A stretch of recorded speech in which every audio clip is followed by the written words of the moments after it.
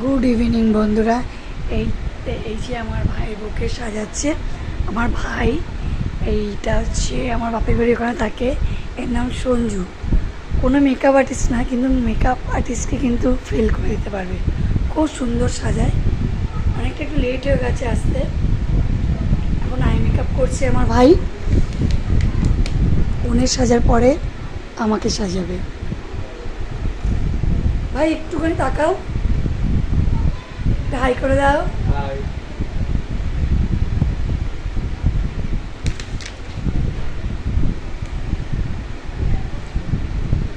খুব সুন্দর সাজায়।